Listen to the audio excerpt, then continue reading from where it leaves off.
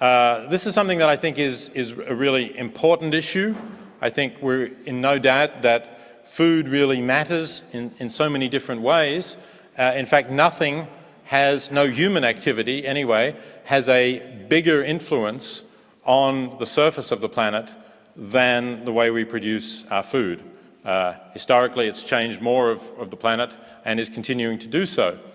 And of course, it also affects the oceans as well as the land. So it's a tremendously important issue for us to address. But in general, we've not thought of it really as an ethical issue. Certainly not in this culture.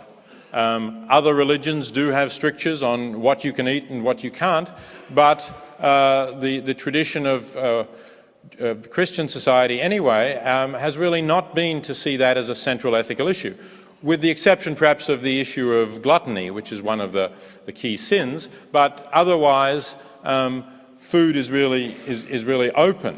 And that makes it a contrast to other issues that we straightforwardly do think of as ethical issues. Obviously sex, things about honesty, and so on. And so when we think of ethics, if we think of ethics in public life, those are the kinds of things that come to mind.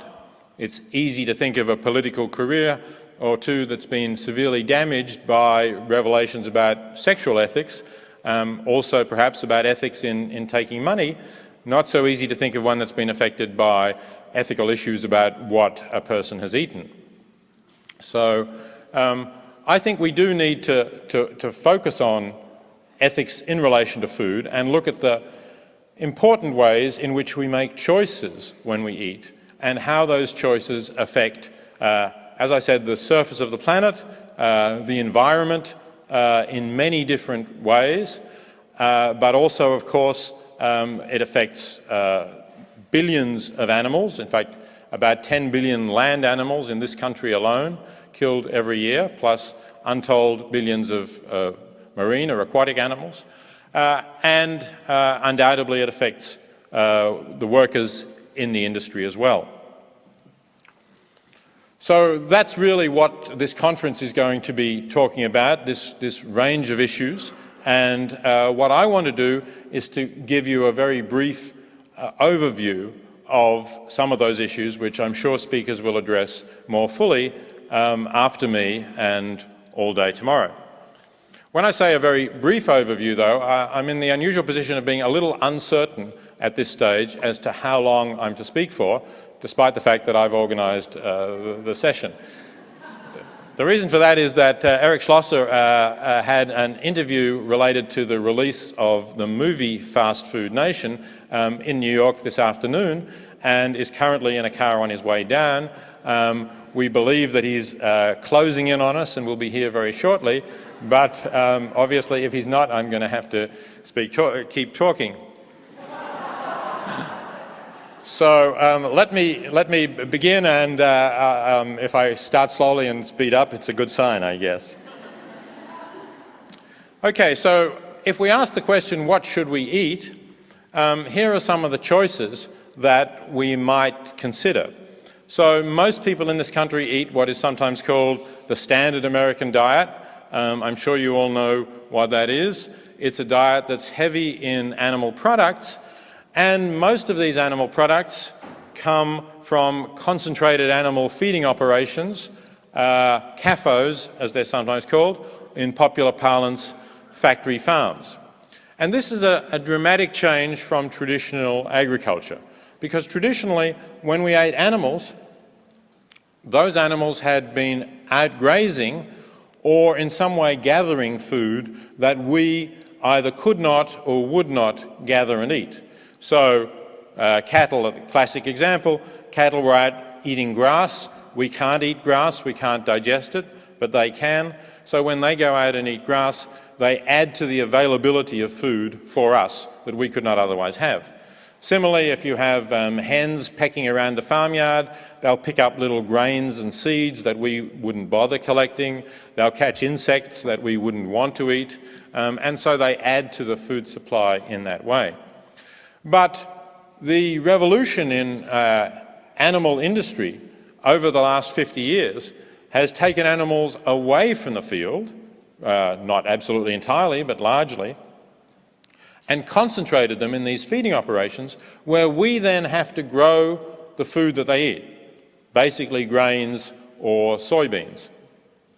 And when we do that, we have to use our agricultural land to grow crops that we could directly eat in order to feed it into animals. So there are many environmental questions about that, which I will come to shortly. So that's one choice, and that is the choice that most Americans are making today, and that includes largely Princeton students. So that's, we want to look at the large world picture and the American picture in this conference, but we also want to focus in towards the end on what are we eating at Princeton and can we improve that? Can we make more ethical choices here at Princeton?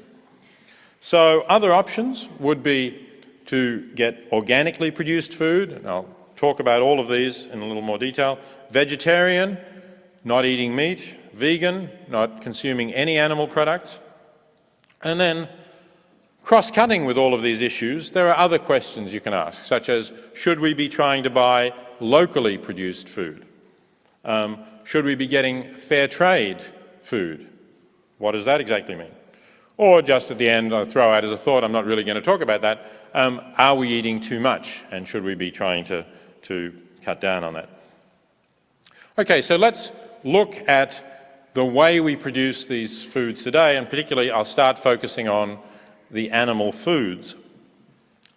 So here's a quote which significantly is not from someone, say, in the animal rights movement, but is from a professor of animal science at Oregon State University, Peter Cheek, who's the author of a well-known textbook on animal agriculture, and whose students basically are people who are going into animal agriculture, or certainly into agriculture in general, and many of them into animal agriculture.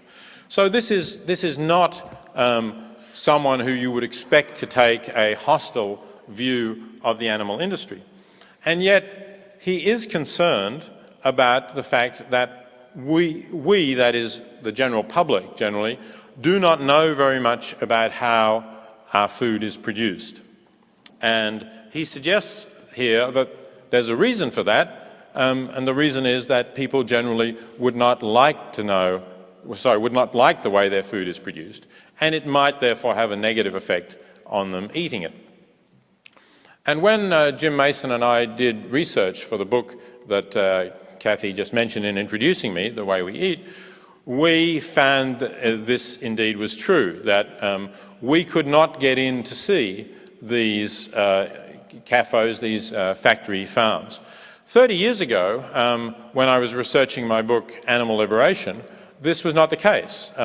Then I was simply able to contact farmers in the neighborhood. I was doing research in New York, and I was able to say, look, I'm interested in new methods of animal agriculture, so could I come and look at the way you're producing food? And people were very open, and I was able to see what was going on. Now they've definitely closed up, and you could say, well, that's because of the rise of the animal rights movement. They're worried about criticism. But it's not only to people in the animal rights movement that they're closed. I've talked to many journalists who also have this problem. So I think that there is an inherent problem there if Americans are every day eating products where the producers are reluctant to let them see how those products are being made. However, in fact, it's impossible, of course, to really preserve secrecy on these things. And we do have quite a lot of video footage and photographs taken from inside modern factory farms. And I'm just going to show you a few of those. If you want to look at it in more detail, as I say, there are videos on many websites that you can look at. I didn't want to give you a video. I'm not out here to shock you or horrify you, but I just think that we need to know a little bit about where these come from. So Eric Schlosser, of course, famously wrote about beef in particular, the focus in Fast Food Nation as the standard fast food, although there is information certainly in that book about other fast foods. And this is a standard beef feedlot. So this is the confined animal feeding operation for beef cattle. They're vast. They have enormous numbers of cattle. They require enormous quantities of grain to feed these cattle. And of course, as you can imagine, they have enormous manure problems. So feedlots like this, good to see you, Eric. Welcome. Feedlots like this are producing the kind of effluent, the kind of manure problems that substantial sized cities produce. Okay, let me move through briefly some of these other factory farm conditions. Peter Cheek talked about chicken. So here's a broiler chicken unit. Very, very crowded. Birds are always inside these sheds in flocks of 20 to 30,000 birds, never going outside. They're really very young birds, and they grow so fast that, in fact, their legs sometimes can't support their weight. But there's no individual attention to these birds. They are basically not worth that. So if their legs collapse under them and they're not near a feeding unit or a water unit, they will simply die. They will die of thirst or starve.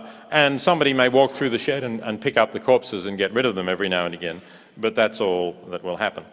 There's another shot from the bird's eye view, you might say. And that's the killing line that, again, I won't go into details now, but chickens are not legally required to be stunned before being killed. So there's something like 9 billion chickens killed each year in this country. So, you know, work that out. I think it works out to about 2 million in the time of this session that we're going to have alone. Although they get an electric shock, the evidence is that it does not actually make them unconscious. It merely paralyzes them to hold them still before being killed. Now, since Thanksgiving's come up, I thought I'd show you some turkeys. Equally crowded, the standard, this is, 99% of the turkey production in this country, or 99 point something, unless you get some free-range turkey, of which a few exist. The other interesting fact about turkeys, which makes a great family conversation topic around the table at Thanksgiving, is that every one of these birds is the result of artificial insemination. We have bred turkeys that cannot mate because the male's breasts are so large they physically cannot perform the act. So there are people, lots of them in this country, whose job it is, day in, day out, to masturbate male turkeys, obtain the semen from them, and someone else whose job it is then to put that into the female, which is a pretty rough and ready procedure, I have to say. My co-author Jim Mason worked at it for a day or two, found it just to see what it was like, found it was the dirtiest, hardest day's work he'd ever done. But that's the nature of the industry and the birds we've produced. Veal calves you probably already know about. I would think audiences who come to this know the problems of confined veal, pale anemic flesh produced from animals basically standing still all their lives. But pig production is pretty much as bad, especially for the breeding sows, which you see here, also confined so that they can't walk around. They're in these crates their entire pregnancy, about 16 weeks, never really being able to walk. That's another crate. On concrete with no straw, as you see, no bedding. That's how they're confined when they're with their piglets, again really unable to move. That's the piglets being reared. This is egg production in cages, even more closely confined than the meat chickens. You see there again. But the good news is that there is an alternative if we want to see it. Sorry, before I show you the alternative, the hens in the cages have their beaks cut off because otherwise the more aggressive birds will actually kill the weaker birds. So instead of treating the symptoms, the stress and the overcrowding that cause this, they simply trim back the beak so that the beak is too blunt to actually inflict serious injury on the other hen. One alternative is organic eggs. This is a major organic producer in the northeast. No cages. Better conditions definitely, but still very crowded. Although the organic rules appear to say that the birds should be able to go outside, in practice for much of the year they don't go outside, and the producer here was quite open in saying that he didn't really want them outside because he was worried that wild birds overhead might leave their droppings in the outside run and they could get avian influenza, bird flu, from that. So they're largely inside, although many experts say that that's actually a better condition for growing bird flu than the natural conditions outside.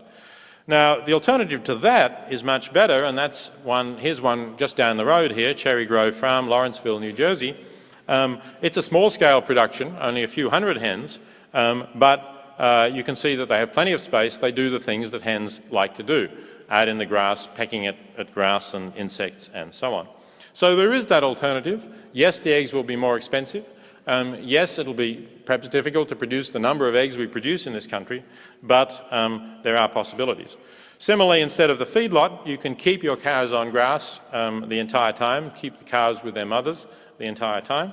It can be done, and it's clearly much better for the animals and also much better for the environment in various ways. Okay, here are some seals that indicate some better animal welfare standards if you're looking for that. We could discuss, but I don't have time, the actual details of the standard. And here's the big environmental point about factory farming. 70% of the grain we grow is fed to animals, and we get back only 1 pound of meat protein on average for every 6 pounds that we put in. So that produces more stress on the environment in a variety of ways. That's a table showing similarly how the plant products are much more efficient in their yield per acre than the milk and meat and eggs that you get down in the smaller columns. So as Vaclav Smil, who's an authority on feeding the world, says, we inevitably get less food when we feed crops to animals. And in fact, to give everyone in the world as much meat as people in the affluent world need, we'd require 2/3 more agricultural land than the world actually possesses, an obvious impossibility. Climate change, we're going to hear more about from two of our speakers, Gideon Nichelle and Pamela Martin, tomorrow. Makes a big difference because of all the energy that goes into this grain-fed meat. If we eat less meat, whether or not we go completely vegan, eating less meat is always a step in the right direction. Manure problems, this is a huge pig factory. In fact, you see a series of different factories, all in part of the same unit there. Enormous, these are euphemistically called lagoons. Not exactly what you think of when you think of coral islands and their lagoons. They're basically cesspools. That's a close-up. They're just liquid manure. Every now and again they spill with heavy rain and pollute the rivers or groundwaters. And even if they don't, often the manure is then sprayed on surrounding fields, but because it's costly to move, they are spraying it too thickly on the fields nearby, and it still gets into the rivers and groundwaters. Definitions of organic foods set by USDA, certainly better for the environment with the lack of synthetic fertilizers, herbicides, pesticides, no GM plants or animals, no antibiotics, steroids or hormones. And as I said, in theory they should be able to go outside, but in practice they don't always. Here's another example, milk unit. This is the way Aurora Organic Dairy advertises its products. See the cows out on the grass. This is an aerial shot of what the dairy looks like. It's near, not too far from Denver. Actually, no grass at all there. The cows do get to go outside, but just on densely populated dirt areas where grass can't grow. And in fact, when you ask Aurora, they say, well, they're on grass when they're not giving milk, which is a very small part of the cow's life. Okay, I won't go into that for time reason. Issues about local food we're going to be talking about tomorrow. Gary Nabhans, who's written a book on that, will be discussing those issues. Fair trade. We have increasing ranges of fair trade products. We need to ask, can we help independent growers in developing countries with fair trade products, and how does that system work? In Europe, particularly in the UK, we've got much more awareness of fair trade than we do here. This shows the recognition of the fair trade mark, which in 2005 reached 50% recognition and understanding of what the mark means in Britain.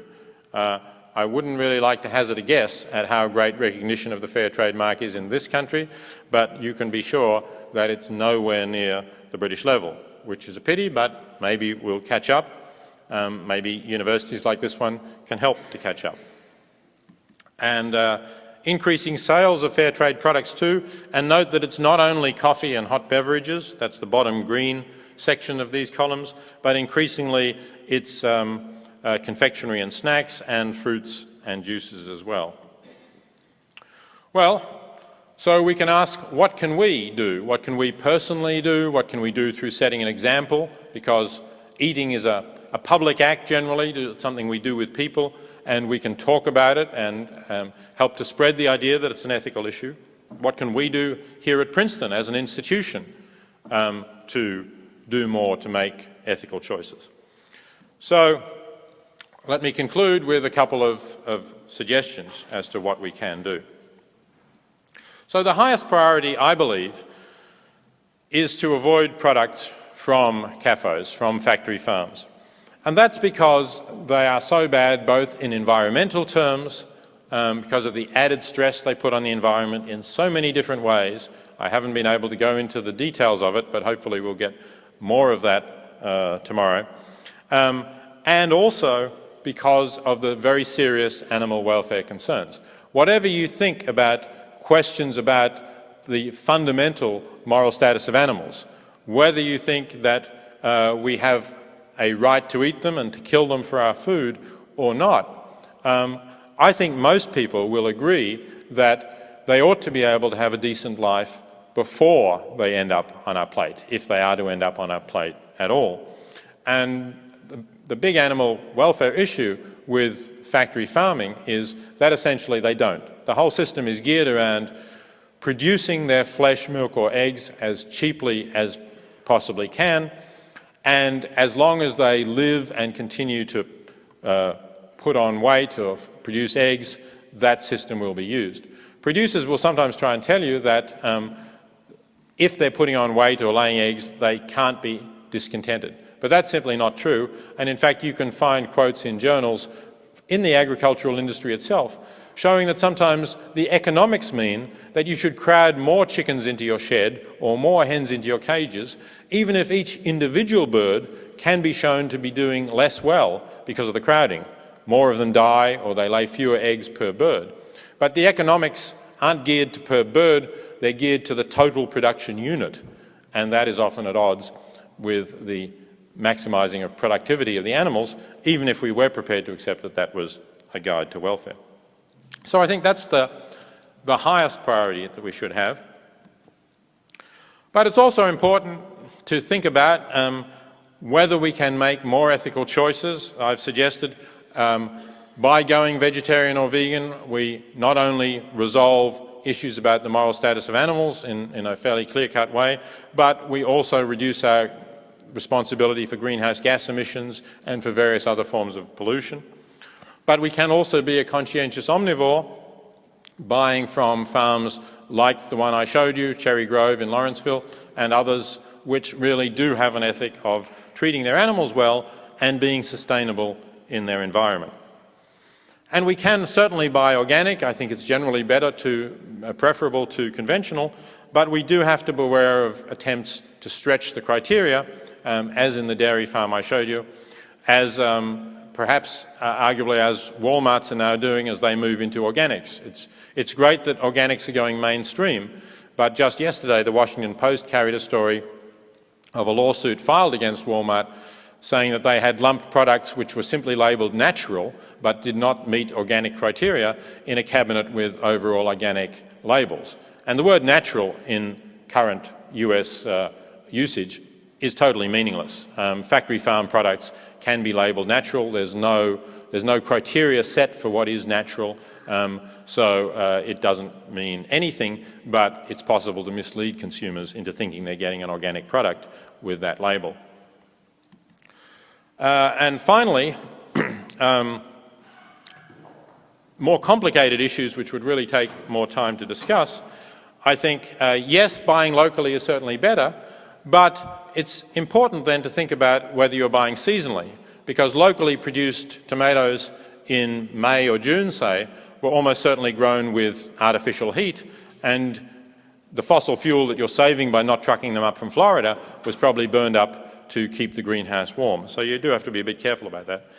And on the other hand, I think we do want to support agriculture in developing countries, especially if it's fairly traded, but we have to be aware of the fuel costs of transport, especially by air. If it's come by ship, not so bad, because shipping is a pretty efficient way of moving goods around. It doesn't use so much fossil fuel. But air is much more of a contributor to greenhouse gases. And certainly we should be favouring small independent farms where we can, rather than being part of the larger corporate agribusiness system with a whole range of problems, including the ones I've talked about, but some that I know Eric Schlosser is going to be talking about in a moment. So let me leave my remarks at that. It's my very pleasant duty now to introduce Eric Schlosser to you. Eric Schlosser is a Princeton graduate, class of '81, and he was telling me yesterday when we were able to chat a bit that although perhaps he didn't recognise it during his years at Princeton, later on looking back he's realised that it was the education he got at Princeton that made it possible for him to do the things that he's done in terms of writing and inspiration for going into journalism and the kind of journalism that he has written. So I think that's a useful lesson for undergraduates here. You may not always realise at the time how important the education is and what some of the classes are doing for you. Obviously, famously, Eric Schlosser, after working in the film industry a bit and writing for the Atlantic Monthly, went on to write Fast Food Nation, which became a huge bestseller and has now been made, well, I don't know whether made into is quite the right word, but there is a movie that is opening tomorrow called Fast Food Nation, which is loosely based around the book. It's not a documentary. It's a narrative of some people in the industry, but I do recommend that you see it. I think it's interesting, challenging, but sometimes also entertaining viewing. And so we're fortunate that Eric is able to take some time out of that really busy schedule in promoting this film, which is about to be released, and talk to us. I should also mention that he's the co-author of a book called Chew on This, which is also talking about food, aimed at a younger audience, at a teenage audience, and that's been recently released. And there are a number of other books that he's written about the drug industry and so on. But I'm sure you're all more eager to hear Eric Schlosser talking about the question of food and ethics and moving beyond Fast Food Nation than you are to hear me. So I'm going to introduce Eric. We will have some time for discussion and Q&A when he's over. Eric Schlosser, very welcome.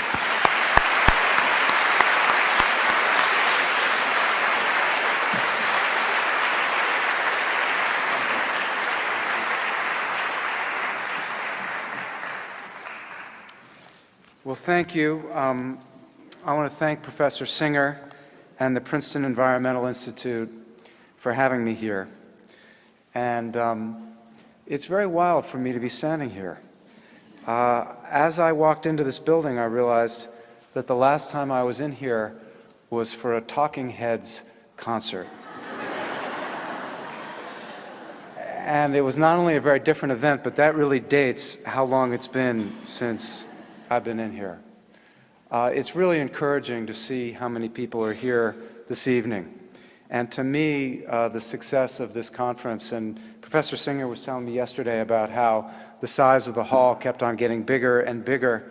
To me, it's a sign that there is now a movement, a real movement on the issue of food and the ethical and the social implications of food. And I hope that we can all recognize that people like Professor Singer and Wendell Berry and Francis Moore Lappé, who were writing about this 20, 25, 30 years ago, really were the pioneers in a movement that is now reaching a critical mass. So today I'm going to talk about ethics and our food system and the fast food nation that we've created. And it's interesting to me that on college campuses, where there seems to be a great deal of political apathy on many issues, there seems also to be a great interest in food issues.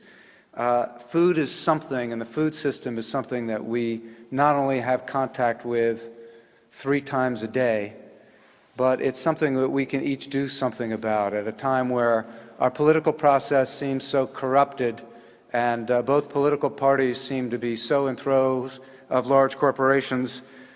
Food is something you can change, and this food system is something that you apparently can change with every bite. So, today I'm going to talk about some of the problems we face, that is, the recent industrialization of livestock and of agriculture.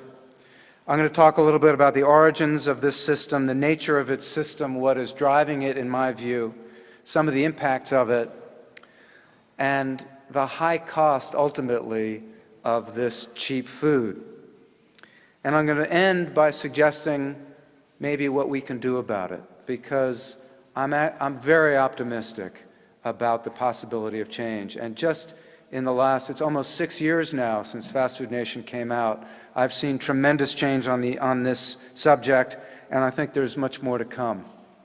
But what's crucial to understand is that the food we eat has changed more, I would argue, in the last 30 years than in the previous 30,000. There has just been a profound change in what we eat. Some of those pictures showed how our food is produced.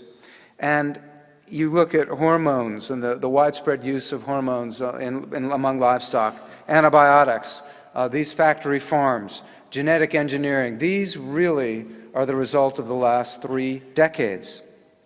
And I think these changes have occurred so swiftly and so easily because most Americans don't know anything about them. The food that we eat looks the same. It looks fundamentally unchanged, but it's a different thing. This food has never been eaten before by human beings. Even the chicken McNugget is a new thing. The chicken McNugget was invented, I think, in 1983. So it's only been around for 20 years. And somehow, mankind fed itself for millennia without it, which makes me optimistic about the future. So let me talk about the origins of this heavily industrialized agriculture that we have. Well, there were huge changes in agriculture in the early part of the 20th century. Mechanization, the replacement of horse-drawn plows by tractors, and more significantly in many ways, the introduction of synthetic fertilizers. This resulted in huge increases in crop yields, in efficiency, also in farm size in the first half of the 20th century. And some of the problems of this sort of industrialization were being pointed out as early as the 1920s and the 1930s. There was a growing movement against this industrialization. The birth of the modern organic movement actually occurred before the Second World War, but these visionaries really were not heard as the march of progress went forward. The worst environmental impact of this pre-Second World War industrialized agriculture in this country, I would argue, would be the terrible, terrible soil conservation that led to the Dust Bowl of the 1930s and the displacement of tens of thousands of farmers and widespread migration from the land. But the really big changes happened after the Second World War, and we can thank many of the German chemical companies that during the Nazi era were doing high-tech research in chemical warfare, because some of the products that they developed to kill people were later applied to the land to kill pests of various kinds. And it's right after the Second World War that the chemical industry gives us all of these new herbicides, fungicides, and pesticides that came out of that World War II research. And Rachel Carson, 40 years ago in Silent Spring, wrote about some of the impacts of those industrial products on the environment. But there was another important change after the Second World War that I think didn't get enough attention. It took a long time for people to realize the impact of that change, the impact on the land, on animals, and on human beings.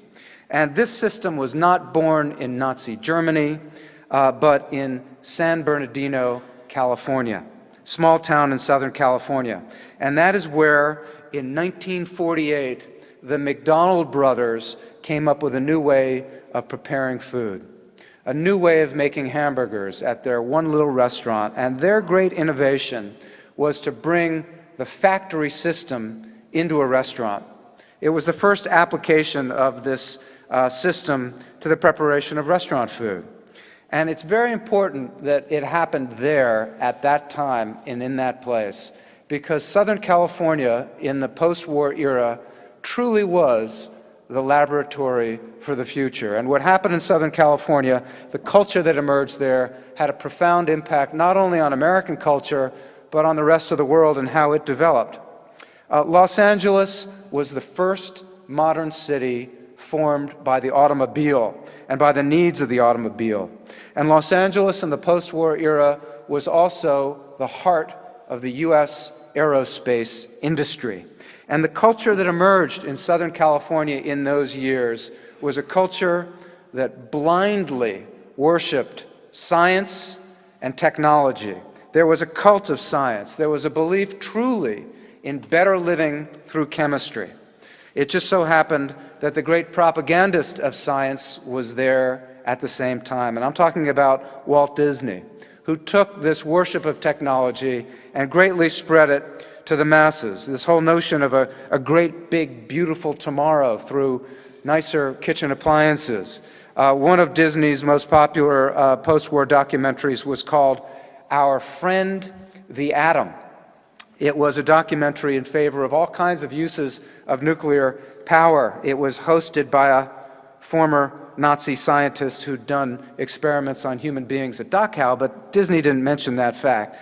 In this Disney version of the future, we would all be driving nuclear-powered cars, we would live in plastic houses, and this faith was sincere. Now, the fast food industry of Southern California, McDonald's, came out of that culture, and it was imbued with those values. Some of those values at the core of the fast food culture: speed, efficiency, cheapness, the application of technology towards food. Now, Ray Kroc, who visited the McDonald Brothers restaurant, he was a milkshake salesman. He visited this restaurant and had a vision of one McDonald's at every busy intersection across the United States. Kroc took over the company from the brothers. He drove the brothers out of business, and he brought two other ideas and ideals to the heart of the fast food culture that was emerging. Those would be uniformity and conformity, values also at the heart of the factory system. And I'm going to read you a quote from Ray Kroc that I think tells you a great deal about this culture and the impact it would have not only on this country, but on the rest of the world. So this is the founder of the McDonald's Corporation, Ray Kroc. Quote, "We have found out that we cannot trust some people who are nonconformists. We will make conformists out of them in a hurry. The organization cannot trust the individual must trust the organization." The system that Kroc laid down for McDonald's was all about uniformity, conformity, and centralized control of production. And the key to the success of McDonald's as it spread was its ability to serve the same food that tasted the same way and was made the same way at thousands of identical locations. And this has had a profound impact on our food system in a very brief period of time. Now, when there were just a handful of McDonald's in the 1950s, it really didn't have a big impact on how food is produced in the United States. And as recently as 1968, which was 20 years after the creation of McDonald's, there were only 1,000 McDonald's restaurants. And in a country of this size, having 1,000 restaurants doesn't change how food is produced. Well, today, there are 30,000 McDonald's restaurants, about half of them in the United States. And today, McDonald's is the largest purchaser of beef in the United States, and the largest purchaser of pork, and of chicken, and of potatoes. These are the staples of the American diet. It's also now the largest purchaser of lettuce and even of apples in the United States. And McDonald's has a worldwide impact. McDonald's is the biggest purchaser of agricultural products in France, an unexpected place for it to have this kind of power. Now, their needs have largely determined how these foods are produced, whether they're sold at McDonald's or not, because of this is the biggest purchaser. And McDonald's has pushed centralization, concentration, and industrialization in every one of these markets, for every one of these commodities. Again, its need, speed, efficiency, cheapness, uniformity, conformity. And it really pushed the application of a factory system and factory values toward the production of livestock. In particular, those photographs you saw, those things didn't exist 35 to 45 years ago, those factory farms. When McDonald's was in its early stages in the 1960s, McDonald's bought fresh ground beef from 175 different meat suppliers throughout the United States. But as it decided to grow and grow quickly in the 1970s, it switched from fresh ground beef to frozen ground beef. It cut back from 175 suppliers to only 5 suppliers.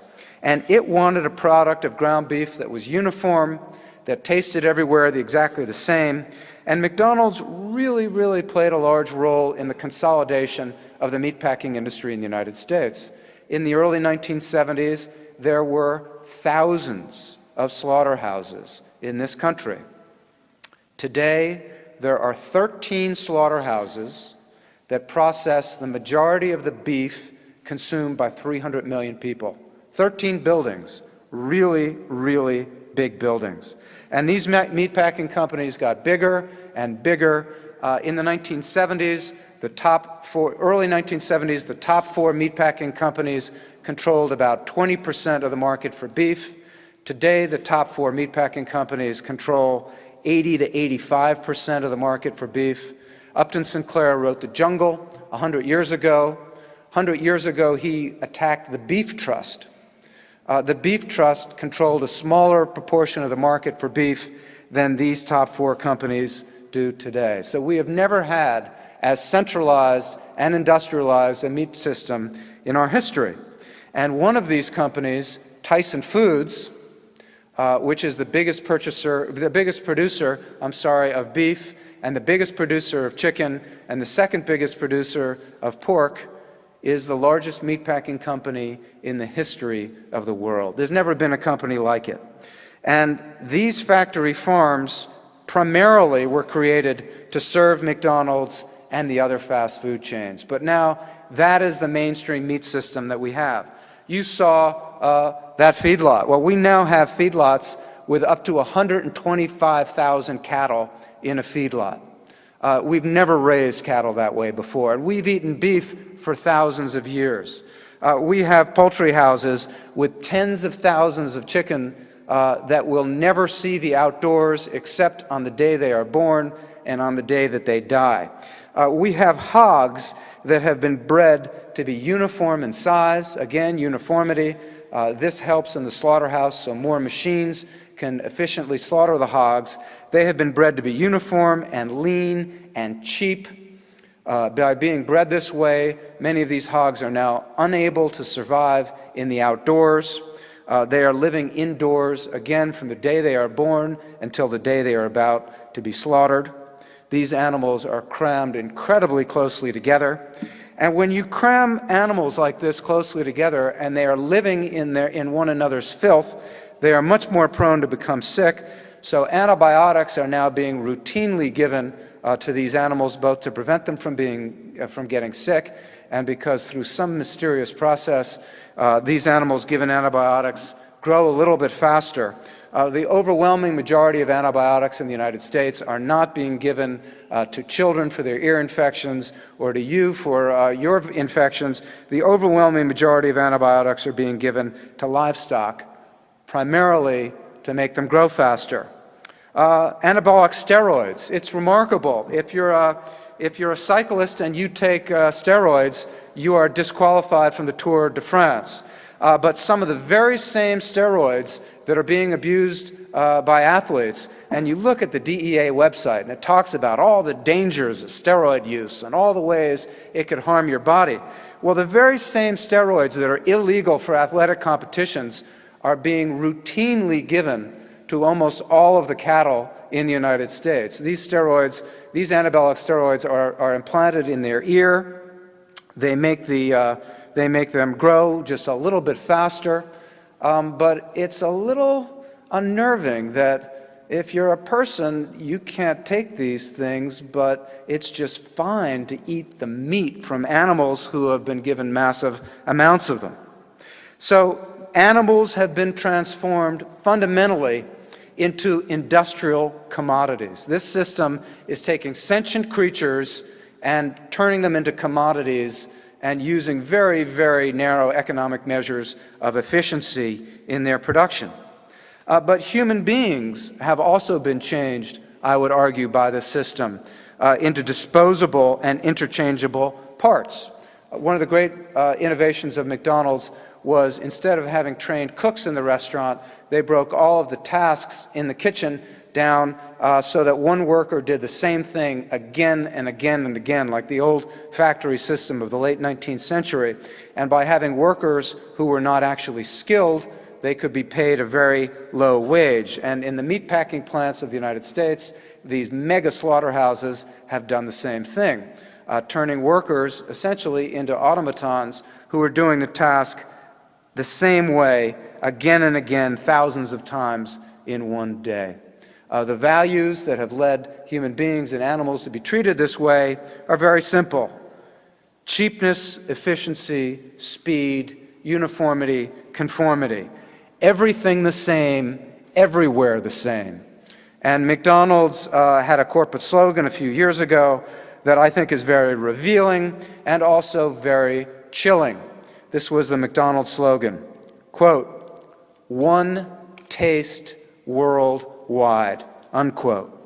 That is the goal, that is the system that has triumphed in this country in the last 30 years. So, what have some of the impacts of this system been? Well, this cheap fast food has proven remarkably profitable for a handful of fast food companies, for their major agribusiness suppliers. But it has proven terribly costly to society as a whole. Let me talk first about some of the images we saw about the livestock. I think that this system fundamentally mistreats animals. These creatures were did not evolve evolutionally, in an evolutionary sense, to live in their own filth. As a matter of fact, cattle on the prairie will deposit their filth and walk away from it. After depositing manure, they will walk away, and that manure becomes a very efficient way of fertilizing the prairie. In those feedlots, those cattle live in one another's filth and spread disease very effectively to one another. These factory farm animals also live among tremendous stress. That is why those birds need to be debeaked, and that is why hogs are routinely having their tails cut off to prevent other hogs from biting them. Hogs, by nature, are very sociable, friendly creatures, believed to be more intelligent than dogs. For most of human history, when we raised hogs, they actually lived beside people, and old peasant hunts would live with people. Now they are crammed together, incredibly stressed, violent towards one another, and this is the meat that we eat. So the animals are being mistreated. In addition, these factory farms are producing concentrated amounts of waste in a way that we've never seen before. These factory farms produce about 3 trillion pounds of manure and urine a year. That is 10 times the amount the humans in the United States are producing. And there are literally mountains, huge mountains of manure outside of some of these feedlots. You saw those lagoons in this children's book I did this year. I had a photograph of a mountain of manure. It looked like a rocky mountain until you looked a little closely. It was millions of pounds of manure, and what was significant about it wasn't how big it was, but the fact that it caught fire. because as manure is decomposing, it produces methane. It sometimes spontaneously combusts. This was a huge flaming pile of shit.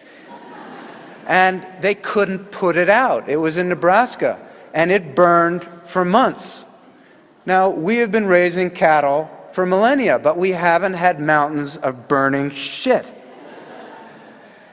Now, this manure has become the principal cause of water pollution in the United States. And it's not just the bacteria from the manure and the nitrogen that's going into the water, it's also the hormone residues, because these cattle are not totally efficient in processing the hormones that are being embedded in their ears, and the hormones go into their waste. And scientists are now finding fish downstream of our feedlots that have severely deformed sexual organs because of the high level of hormones in the water.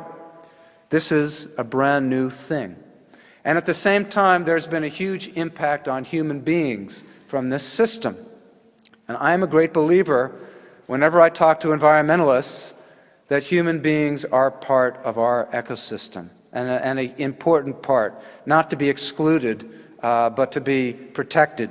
There has been a huge rise in foodborne illness in the last 30 to 40 years that has gone alongside the introduction of this industrial system. And you would think that as the latest science and technology is being applied to food production, our food would be getting safer, but the opposite has occurred. And the Centers for Disease Control and Prevention estimates that 76 million Americans are food poisoned every year, and that's probably a conservative estimate. This industrialized system is perfect in many ways for spreading disease far and wide. I mentioned, cattle living in one another's filth is very similar to the sanitary conditions of medieval cities, when people would just dump their chamber pot out the window into the streets. It was a perfect way to cause epidemics. The hamburger is a fundamentally new thing, the fast food hamburger. We've been eating hamburgers for generations, but if you bought a hamburger 30 or 40 years ago from a small butcher shop, that one patty probably had pieces of one cow or one steer in it because it was made up from little scraps of leftover meat at the butcher shop. When you get a fast food hamburger today, it probably has pieces of 1,000 or more different cattle from as many as 5 different countries. This is a perfect vector for spreading disease. Well, how does it work? Well, think of it this way.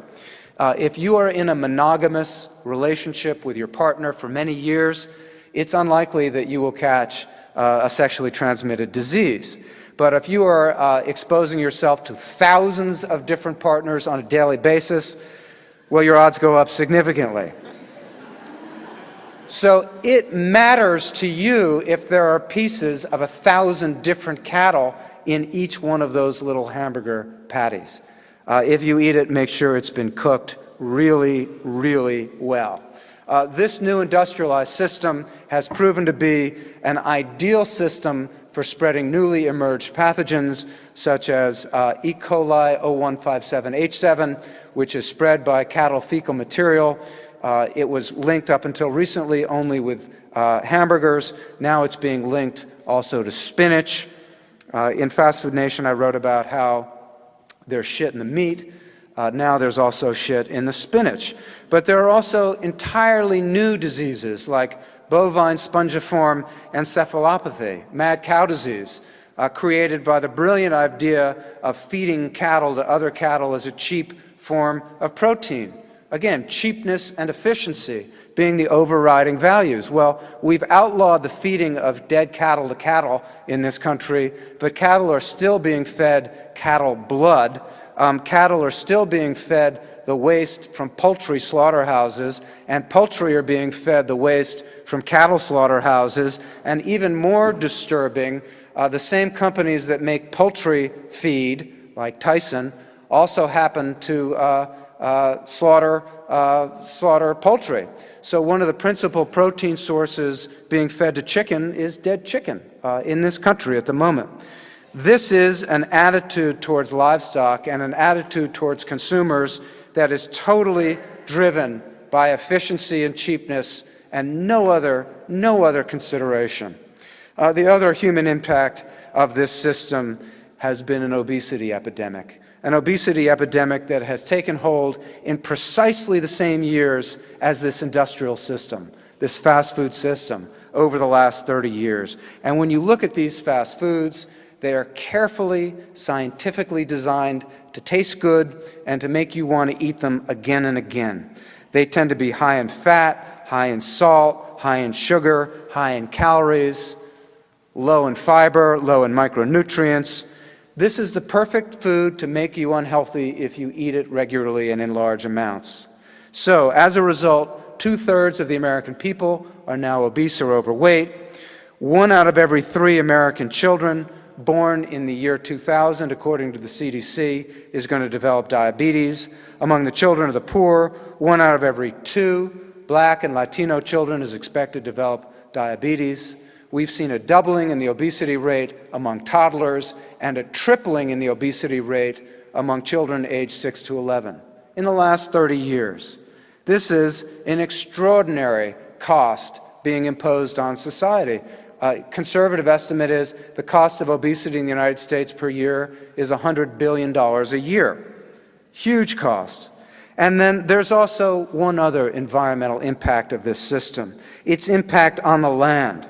Every year, 44 billion pounds of synthetic fertilizer are being applied to American soil, and what's also being applied is that manure from those lagoons that is just being spread onto our farmland.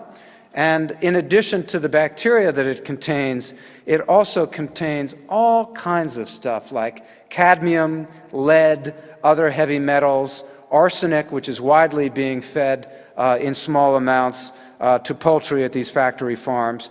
So essentially, this fast food industrial system has led, in a very brief period of time, to the contamination of our water, our soil, our livestock, and ourselves. So, what is to be done? Well, one thing I want to comment on. For the last 25 years, we have been preached a gospel of personal responsibility and personal freedom. That is what has been drummed into our head for the last 25 years. Personal responsibility. And I believe in that. I believe in personal responsibility and personal freedom. But I'm now worried that my own work has stressed that element too much. And this whole idea that every purchase that you make is a vote, and that every purchase that you make has a ripple effect, and that we all must be responsible and ethical consumers. Well, I agree with that. But at the same time, there's a pressure on all of us to be pure, to be morally pure, to think that we're really going to change the world by what we buy. And even in Professor Singer's summation, it gets really hard to be pure. It's complicated. Well, should I be buying organic or local, or should I, what should I do? The pressure is on us. And I think that what we buy can make a difference, and that we are responsible, and that we do have an ethical obligation. But I think that changing the world by what you buy is only going to go so far, and it only works to a point. And after that point, I think it's delusion that as consumers, we are going to change this system fundamentally, or we're going to change the world. Missing from the discourse, missing from the dialogue over the last 25 years have been a couple of other phrases. One of them is corporate responsibility, and the other one is collective responsibility. And I stand here honestly saying that I'm not pure. My purchases are not ideal. And maybe some of you in this room are pure, but it's hard to be pure in this country in the year 2006.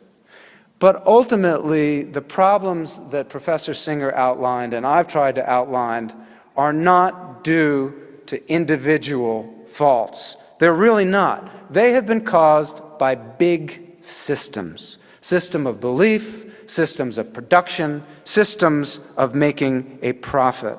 And without looking at this from a systematic approach, there is no possibility of meaningful change.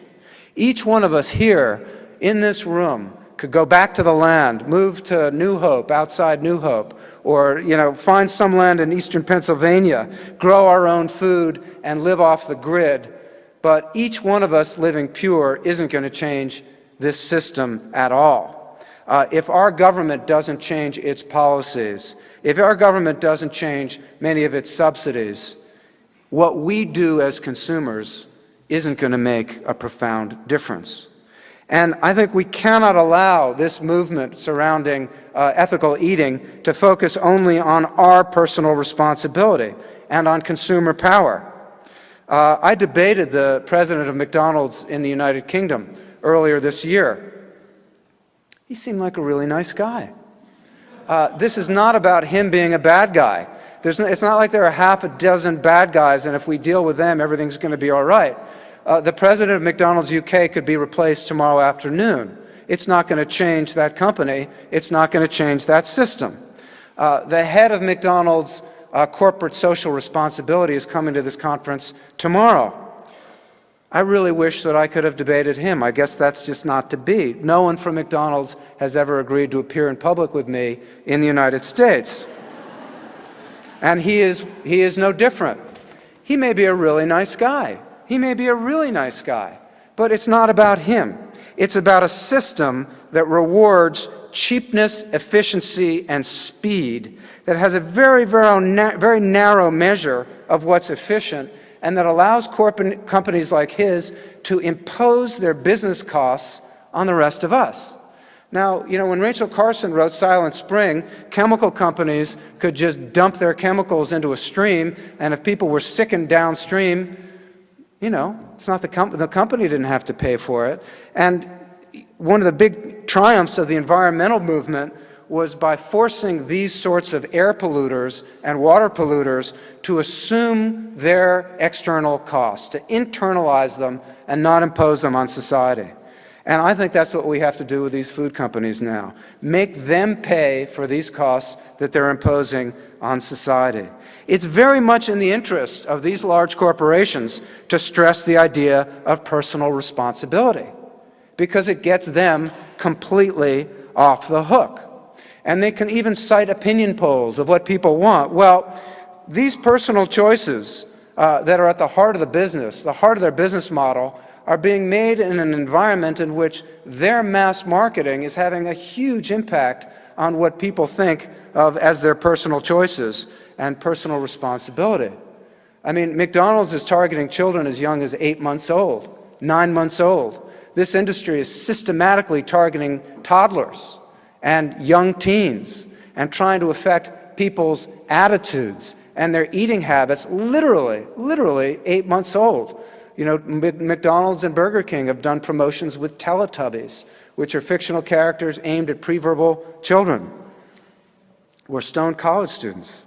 So, if you just look, and I'm going to talk about McDonald's a lot because this executive will be here tomorrow and I won't, and I hope some of you will ask him some tough questions. Fast Food Nation came out in 2001. In the years since Fast Food Nation came out, McDonald's has spent roughly $18 to $20 billion just advertising its food. And I can tell you, my book didn't have a marketing budget anywhere near that size. And I promise you, if you gave me $20 billion, I could probably get people to eat just about anything.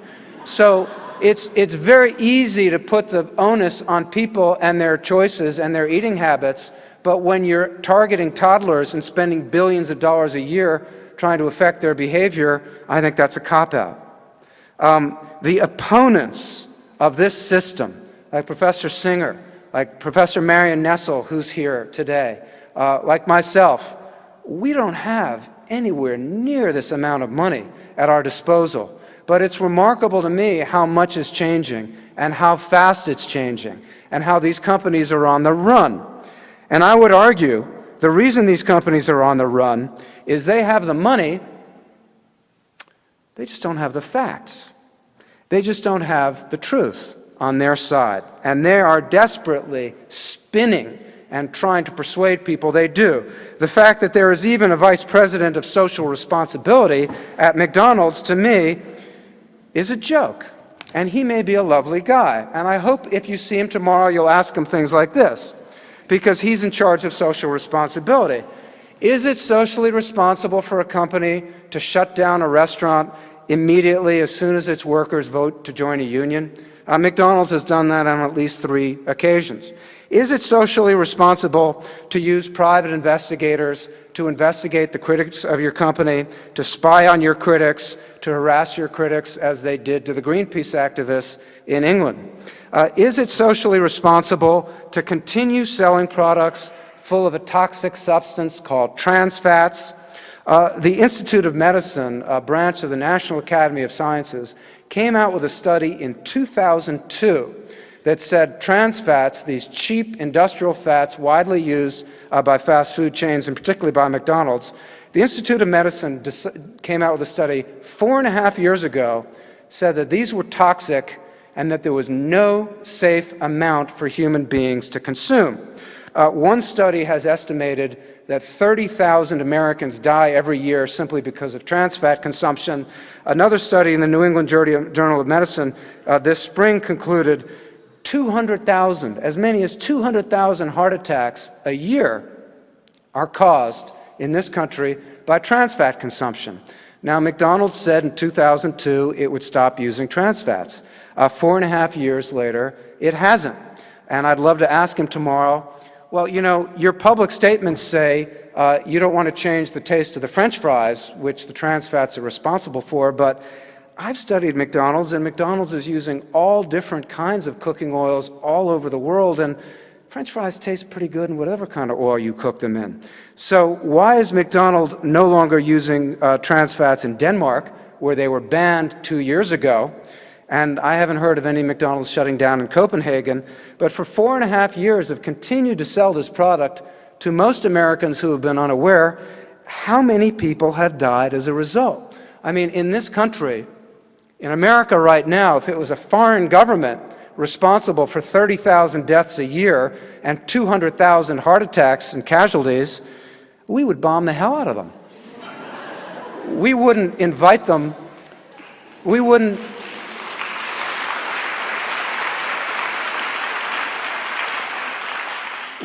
praise them for small steps on the road to social responsibility.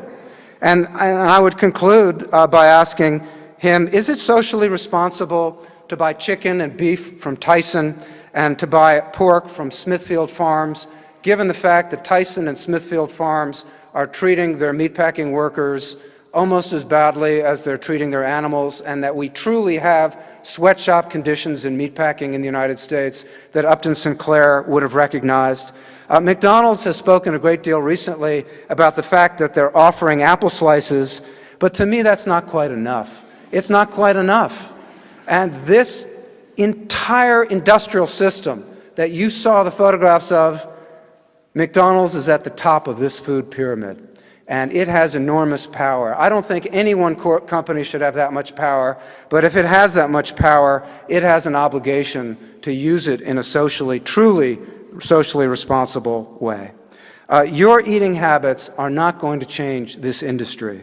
The federal government must regulate these businesses. It's 100 years ago this year, not only that the Jungle was published, but that the federal government for the first time declared it would protect consumers from economic, concentrated corporate power, from unethical corporate power. 100 years ago this year was the passage of the Safe Food and Drug Act, the Pure Food and Drug Act, the Meat Inspection Act, and we need to return the government to fighting on behalf of consumers and not being controlled by a handful of corporations. And it's going to require a social movement to get this change. We had it 100 years ago. We need it again. And that is of the greatest urgency. So I'm going to just conclude by suggesting something you really haven't heard much of in the last 25 years, something about collective action and collective responsibility. And that is this: we are all connected. We really are. And compassion is a virtue in the same way that cheapness is. I would say it's a much more important virtue and a much greater virtue. And we need a countervailing force against this system, worshiping science, worshiping technology, worshiping efficiency, whatever the impact. We have shown in the last 30 years a profound arrogance before nature in our desire to control nature. That arrogance got us into these problems. It will not get us out. So I think we need to develop a much greater sense of humility before nature. And I'm not advocating a return to horse-drawn plows. I'm advocating a humility before these latest technologies, such as genetic engineering, such as cloning. The USDA this month has approved the sale of cloned animals. For me, that is madness, total madness. We are all connected, whether we like it or not. Animals, people, the land. And I'm going to quote from a botanist who was studying the Dust Bowl in the 1930s, who came to this conclusion, who said it far more eloquently than I can. This is the botanist Paul Sears in the year 1935, quote, "All renewable resources are linked into a common pattern of relationship. We can save any one of them only by measures that save all of them. And we are part of the whole that must be saved." Thank you.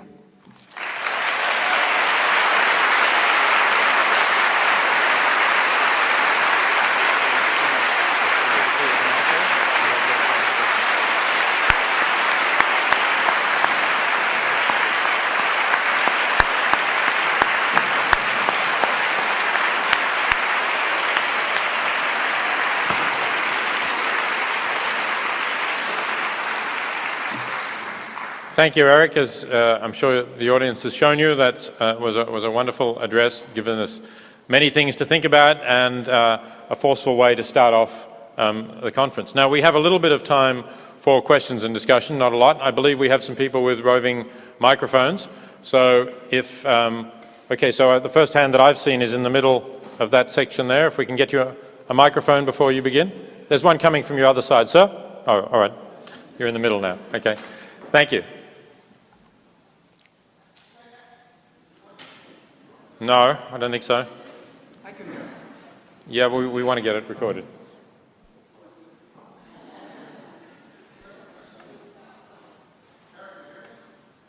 We can hear you, but we don't think it's going over the microphone. Okay, do that.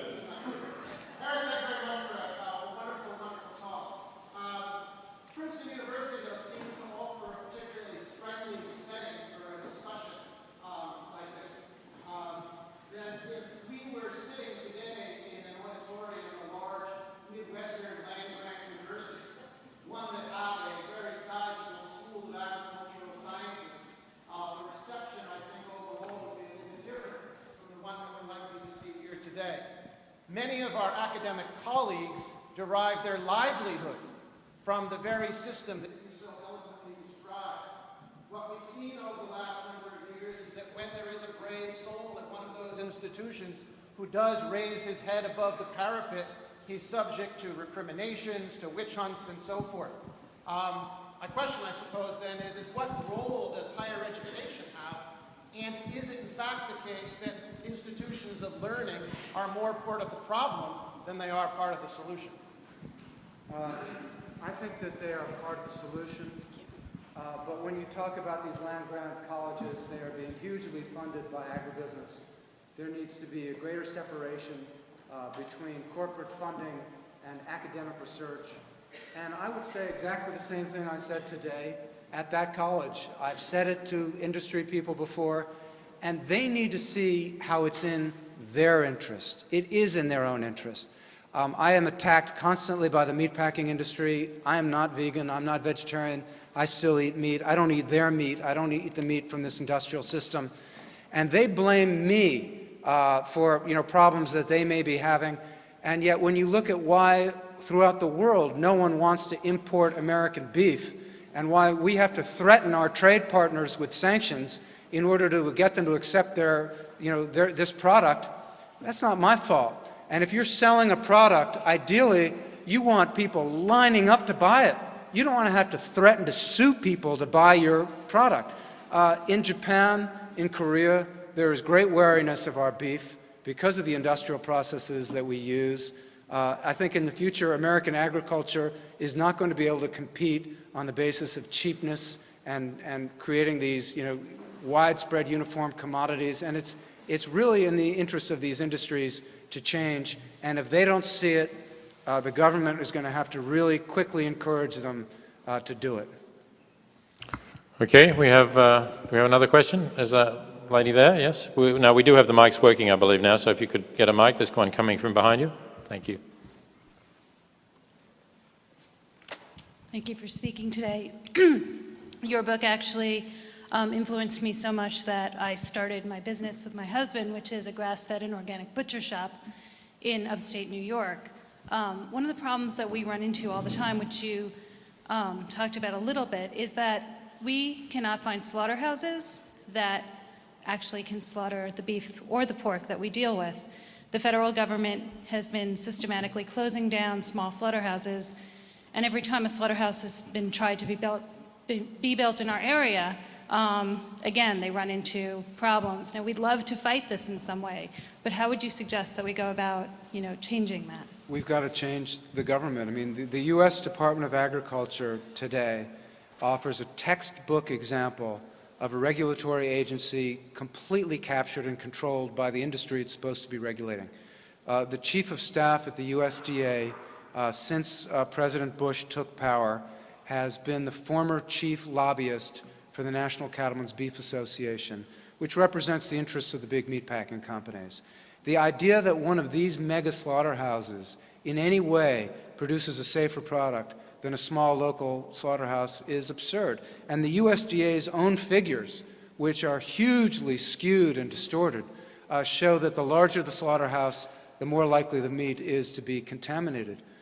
New Zealand, which is one of the biggest meat exporting countries in the world, has a system of very modern, very, very technologically advanced, small slaughterhouses. And that's what we should have in this country as well. But there has been industry control of the USDA, and we need, not only do we need changes at the USDA, but we need a separate, independent food safety agency that takes the food safety powers away from the FDA, which is woefully underfunded and undermanned, takes the food safety powers away from the USDA, and has a regulatory agency that's truly independent in charge of food safety, and you'd be able to find a small local slaughterhouse if that were to ever happen. Okay, I'm just going to use my privilege as moderator to follow up a little bit on that, because I wanted to also address what you said about getting beyond simply the ethics of personal responsibility. And I do agree with you that the system needs to change as well. But I'm not really sure how we change this system, since essentially the federal Congress seems so heavily influenced by corporate donations. I mean, we had an interesting example. Probably many of you don't know about it because it wasn't publicized, but when the citizens get to vote on this, they vote the right way. Citizens of Arizona, not the most progressive and liberal state in the country, I suppose I could say, citizens of Arizona voted to ban those crates for pregnant sows that I showed you on my overheads just at the last election on November the 7th. They voted 62% against those stalls. And citizens of Florida, again, probably not the most progressive state in the country, almost voted for President Bush in 2000. Citizens of Florida voted by 55% to ban them in 2002. So it seems to me when you can get something before the voters in these states that have this initiative mechanism, you can get American citizens to say, no, I don't want that. But when you try and get, if you tried to get a ban on sow crates up in federal Congress, you wouldn't get through the Agriculture Committee. You wouldn't have a prayer getting through it. Well, change starts locally and then just spreads up the hierarchy, and I'm optimistic about it. Again, just in the last 5-6 years, to see the change in attitude among the well-educated and the upper middle class. And when I was at Princeton, I was majoring in American history. And that American history that I studied gives me grounds for hope and optimism. 100 years ago, there was another great muckraking book published called The Treason of the Senate, and it was about the total corruption of the U.S. Congress by corporate money. Deja vu. But there is a process in this country of periods of incredible corruption and selfishness and greed, and there have been other periods in our history which are marked by more compassion, a greater sense of social responsibility, a greater sense of obligation to one another. And I am a believer that if people knew what was happening, they would want things to be different. And that's why these companies really don't want you to know. And that's why they threaten people like Marion Nessel and myself with all kinds of legal problems just for trying to report on this. So as more and more people become aware, I think you will see changes, but the industry is fighting against them. California has very tough food safety labeling standards, and the response of the U.S. Congress this year was to pass an Orwellian bill called Uniformity in Labeling Act. And what that means is uniformly bad food safety laws. This was a law meaning that no state could have tougher food safety laws than the federal government. So we need to make these changes at the local level, at the state level, but ultimately we've got to change the federal government. And if that means changing the political culture in Washington and separating these office holders from their corporate money, it has to happen. Okay, thanks. Now, we're past the 6 o'clock time, but I think there is so much interest, we'll take a couple more questions. I don't want to neglect you up in the gallery there, so I see a hand there. Yes, okay. Yes, you. I can't see you very well. Yes. I don't know if are there roving mics up in the gallery? Yes. Okay, there's one coming. Just wait a minute, please. We are recording and we'd like to get you through the mic.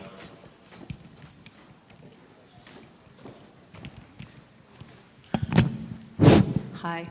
I live locally in West Windsor, and I've been trying for over a year to convince and cajole and change the school lunch program. It's happening all over the country in places, so it's not my idea, of course.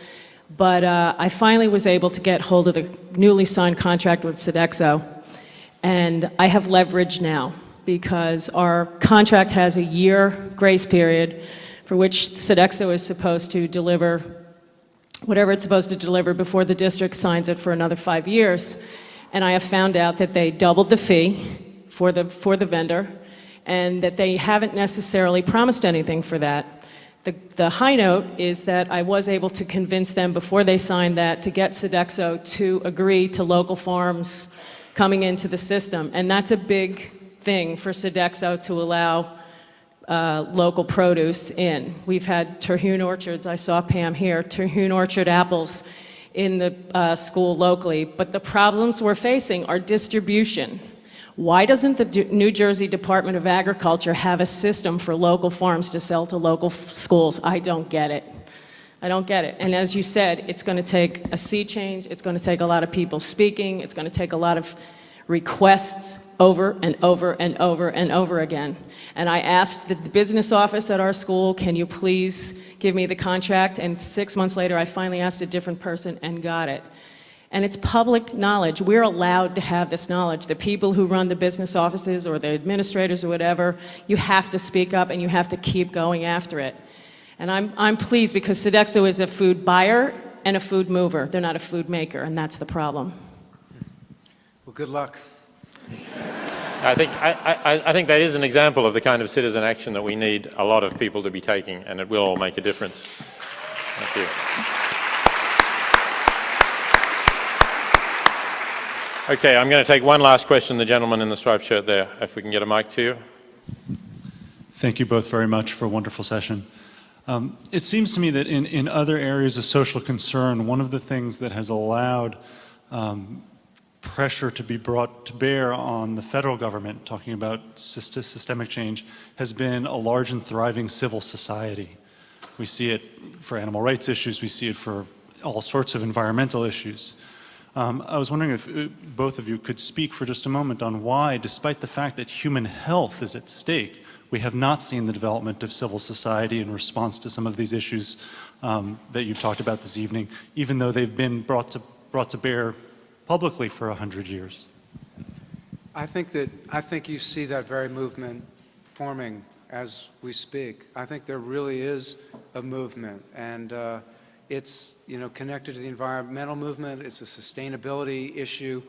My God, when you have the Republican governor of Arkansas kicking the junk food and the soda out of the schools, and the Republican governor of California doing the same, these ideas are reaching the mainstream in a fashion that 7, 8, 9 years ago I never expected them to so quickly. The area where we really lack that notion of civil society, I don't think is on these food issues in terms of consumption or even production, because I think that movement is really growing. The thing that's been really frustrating to me over the last 5 to 6 years is the lack of interest in workers' rights, in the lack of ability to connect what we eat to the people who pick it, process it, prepare it for us. I mean, food is the most important industry. It's the most important thing that we buy. The people who are responsible for bringing us our food really deserve to be treated with dignity and respect. What could be a more honorable thing to do than to prepare food or pick food for you? And yet, I spent a year investigating the abuse of migrant farm workers. I've spent years now working on behalf of the rights of illegal immigrants and meatpacking workers, and that's the part that I just don't see any traction on, and that's, you just look at the immigration debate right now. We really need to push ourselves as a society to develop empathy and compassion for the workers at the bottom of society who speak a different language and have a different skin color. So in terms of people being concerned and growing concerned about what they're eating or what their children are eating or what are going to happen to animals, my God, I wish there was an organization on behalf of the poor workers of this country that was half as efficient, half as effective as PETA is on behalf of livestock. So.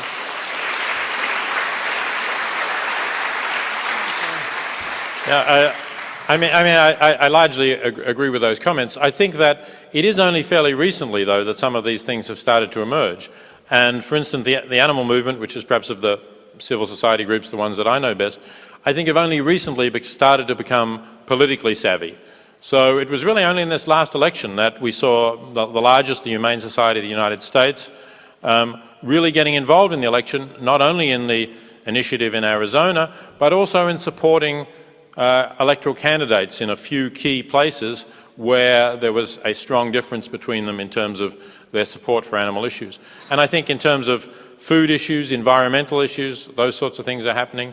They come together, of course, with movements against rural depopulation, because these large corporate farms have depopulated rural areas where family farms really don't exist anymore. And that means that small towns don't exist. They become ghost towns because people are not there. So I think there are a lot of organizations now working on this, but they certainly do need to find their common interests, which they can find in the campaigns against corporate agriculture and corporate animal factories, and I think they need to become politically smart at raising these issues. I think then probably we can get the developed civil society that I hope will make these changes. Well, we'll be hearing a lot more about this tomorrow. We have a fantastic array of speakers. I think I was really thrilled with all the speakers, starting with Eric Schlosser and others tomorrow on the list that you can see who did eagerly accept the invitations that we issued to come to this conference. So please do come bright and early tomorrow. We want to get a punctual start because we do have a full day, and I look forward to seeing you all again.